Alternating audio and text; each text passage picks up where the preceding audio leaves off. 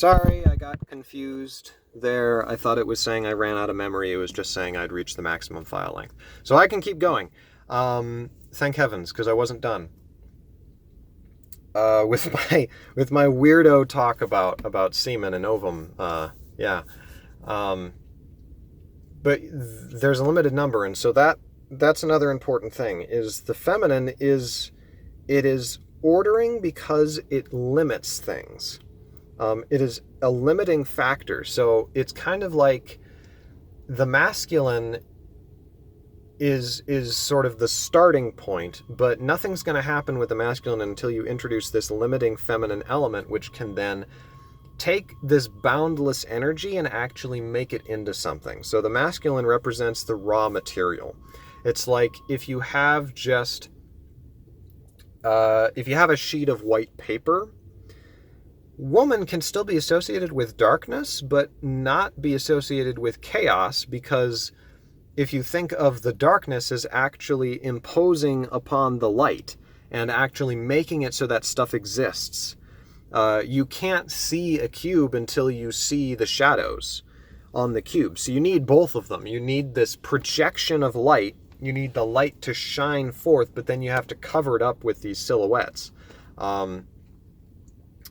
In order for you to be able to see anything, you have to introduce this gradation. And so, or another way to look at it is you have to limit this block of clay by cutting out stuff that is not important.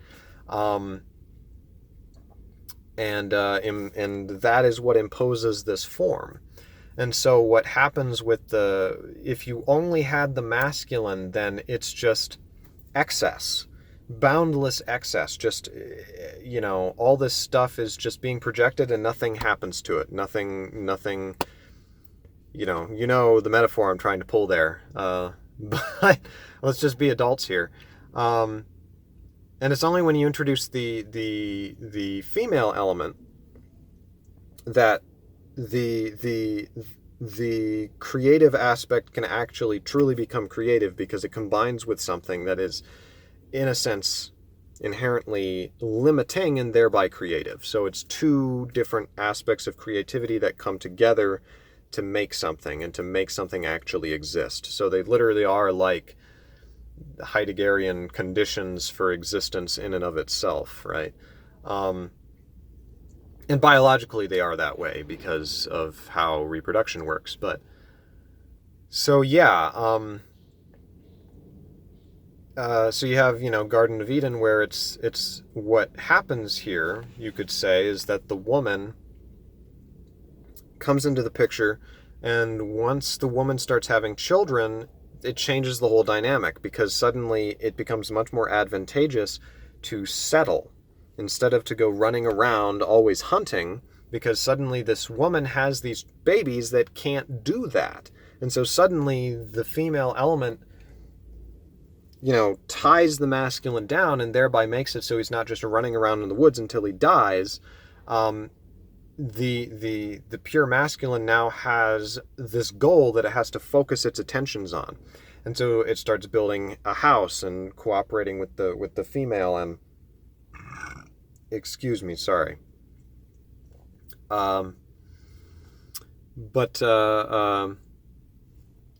And so you can interpret that as that's leaving the Garden of Eden and entering history. On the other hand, and once you start building houses, then you start cooperating with other individuals, and then you start creating agriculture, because it's advantageous to store surplus, to grow your food and store the surplus rather than heading out to hunt every time. And so agriculture, farming, the homestead, the city, all of that stuff is archetypally feminine. And then you also have the Epic of Gilgamesh, which is actually more clear on this point, which makes me very happy, because I feel very, very smart and whatever. Where it's not... And this just makes complete sense in my mind, because you don't have very many stories where there's this wild woman out in the wilderness, like, being chaotic. that's always the male figure. The male is, that's sort of the sometimes offensive, sometimes charming portrayal of the man being civilized by the woman. It's sort of the archetypal thing. In reality, I've seen it happen both ways with actual men and women, but in those cases, it's simply because the woman is playing more of the role of the archetypal masculine. The man, yes, she is playing the role of the archetypal masculine, and the man is the one who is tying things down more. But in the archetypal field, in the Epic of Gilgamesh, Enkidu is out in the wilderness, and he's literally an animal. And then this, what was it? He was like a sheep herder or a farmer, is like, this guy, I think Enkidu was destroying his crops or something, or maybe he was just like creeped out by him. And so obviously the most logical thing to do is to go back to the city and get a temple prostitute, get a sacred prostitute lady, bring her out of the city. So he goes and gets a woman who lives in the city, brings the woman out, tells the woman to go seduce Enkidu, which she does, and then afterwards Enkidu tries to go back to the animals, but they won't let him because he smells like city folk now. So he goes back to the woman, and the woman's like, why do you want to be an animal? Come with me to the city, and I will teach you how to be civilized. The woman civilizes the man, so the woman represents order. The woman doesn't represent chaos. I think that's completely wrong. And so I think it is a fascinating irony that most of our age has been like in the Enlightenment, where you had this weird notion that the see, the thing is that statistically speaking, a lot of men have this more hardline sort of mentality about things, where they're willing to call you out on your BS, and that's not as common among women over the general, statistical population. That's just the roll of the dice, or well, I shouldn't say that. There's definitely factors involved, but and so we generally think that the man is the more reasonable because we think there's only one kind of reason, but there's actually two kinds of reason. There's the kind of reason where you're trying to win an argument in the same way you're trying to like hunt something to kill it and eat it.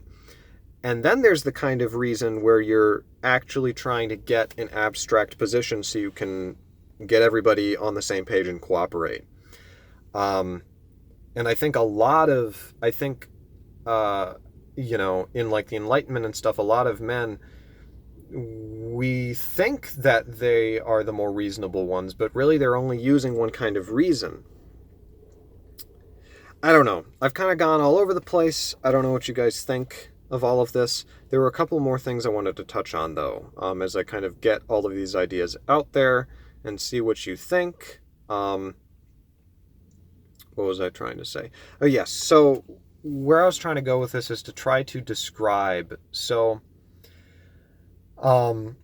you have in fairy tales, and obviously I would like to do a much more comprehensive study than just having read Grimm's fairy tales, but it's an interesting idea, is you can compare the evil patriarchal figure, and you can also have the evil matriarchal figure.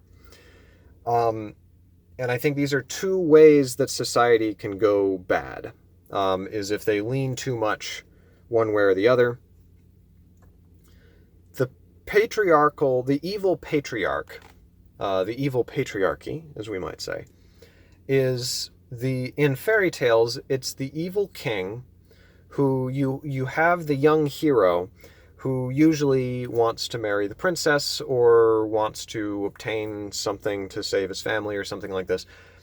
And the evil king is evil because he is not willing to actually let the boy get a proper shot. So the evil king is the one who poses impossible challenges with the exact intention of foiling the young hero. So the it's like a warped meritocracy kind of notion. It's saying, well, I'll give this to you if you earn it. So I'm being fair, you see, but in reality, they're not being fair because they have rigged the game so that there's no way you can actually win by means of merit, or the amount of merit you would need to win it is just not reasonable. And to put icing on the cake, I need to check. I don't know if there's any fairy tales that do this, but it'd be very interesting if they did, because in terms of the way I've been talking about the masculine, what you could even do is have the king say, well, I can do it. Why can't you? And then to reveal that the evil king is only able to do it because they have some kind of unfair magical advantage. And then voila, you have, in fairy tale form, in an endurable archetype, you have the idea of the patriarchy and of privilege and of all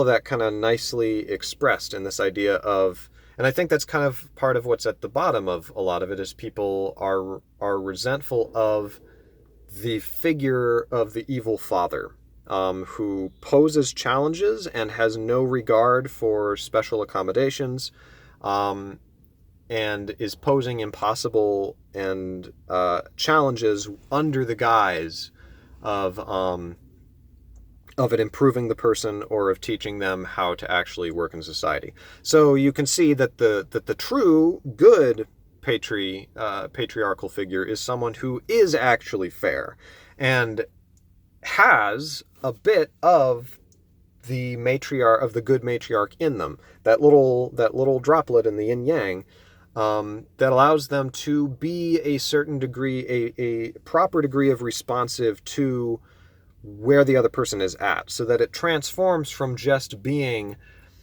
oh, life is hard and you need to, it transforms to just being, oh, I'm just going to throw the facts of life at you and you'll either sink or float, to, I'm going to actually try to improve you through this. And so I'm going to start where you're at, but I'm going to put more heavier and heavier weights on you until you're like Arnold Schwarzenegger.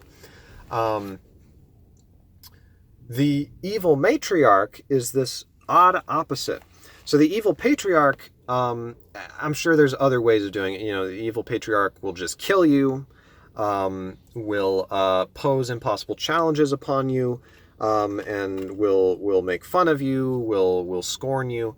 The evil matriarch is, I think, generally, excuse me, there are evil queens, and I thought of that a few minutes ago, and I realized, dang it, I thought I had something that was really, really good. I need to rethink how the evil queen fits into it, because what I was going to say is that the evil matriarch is the evil witch, which is a recurring figure, and the evil witch is the one who captures the small child, small boy. I don't think there's actually any stories where the child is, there's always a boy there, and someone will need to let me know if there's a story where the evil witch captures a little girl and does this to her. I'm sure there probably is, but I'm thinking of Hansel and Gretel specifically, where the evil witch captures the children and is fattening them up to eat them.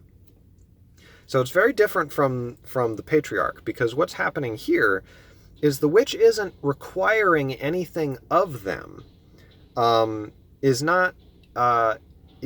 at least not in the same way, but rather doesn't want them to leave ever, and is trying to keep them in a cage, which is kind of like a parody of a womb, right? Is trying to put them back into the womb, and that's kind of what's represented by eating them. The idea is, I'm just going to keep you, stunt you, and then eat you. So that you will be back inside of me, because I regret giving birth to you and letting you go free into this harsh but also beautiful world. And so the evil witch, it's this idea of, I will be so responsive to your needs that you'll never face anything and therefore never be able to become anything better. And ultimately, I'm just going to eat you. And so it's kind of like you get trapped in this quagmire, and you're never able to, and so I think that's, in fairy tale form, I think you get that's the sense that a lot of people have begun really feeling with what they refer to as the left. So you have the right is the evil patriarch, the left is the evil matriarch. The evil matriarch, you can say it's the evils of the welfare state. I'm trying not to get into politics because I actually do have strong opinions, but I don't want this to be a political channel. But I do find this a fascinating idea, that setting aside my own opinions, the way that people talk about, like, say, Milton Friedman, you can take Milton Friedman, and the way he talks about the welfare state very much fits this paradigm of preventing people from being able to exercise their own free will and ability to merit things for themselves, and keeping them stuck in this sludge where it becomes difficult to overcome the hump of dependency, and there's disincentives. It's the argument. Disincentives to overcome that and get out into the world. So that's sort of my mythological fairy tale analysis of the situation of going into the politics and stuff. What's very interesting, by the way, about the Hansel and Gretel story, which is a profound story in a lot of ways, is specifically that in the original, the witch captures Hansel and keeps him locked up in a cage and won't let him do anything, and is fattening him up to eat him. So, plumping somebody up, treating them really nice because you're going to eat them. That horrifying idea always seems to be associated with this evil matriarchal figure who's, but she doesn't do that with Gretel. She press gangs Gretel into doing all these chores while Hansel is trapped in the cage. And I just think that's really interesting because and then Gretel is the one who, I believe, actually, Gretel in the original story is the one who kills the evil witch. Hansel isn't the one who manages to kill her because Hansel's trapped in the cage. So Gretel is the one who, they both help each other, because there's like when they're lost in the woods, Gretel is freaking out and Hansel comforts her, but then later Hansel is trapped in the cage and Gretel rises to the occasion and kills the evil witch by kicking her into the oven. So, which is very poetic, because it's like you fall into the pit that you dug and perish. And then she releases Hansel, and so it's like they both help each other. Hansel does more at the beginning of the story, and then Gretel rises to the occasion. So it's kind of like it's like there's character arcs in the fairy tale. It's beautiful. But I just think it's interesting, this notion of this overworked Gretel, who has been tricked, or not really tricked, but forced into this situation of having to do all of this stuff alone, while in order to support this evil witch who's ultimately is ultimately going to eat her too, but is going to eat Hansel first. I just think that's interesting. So those are my thoughts. I don't know what people will think. But those are a lot of the things I've kind of just naturally gotten on my mind as I've been thinking about the writing of the book. These are not things that are necessarily in the book, but that's part of why I'm expressing them here. So yeah, there's some food for thought for you to hold you over, as it were, on your fix for my weird, crazy ideas. I hope. It'd be really awesome if I could get the book out this year, at the end of this year. I don't know if I can promise that, because I'm just going to take my sweet time, but I have been trying to rev things up with it. And I am on...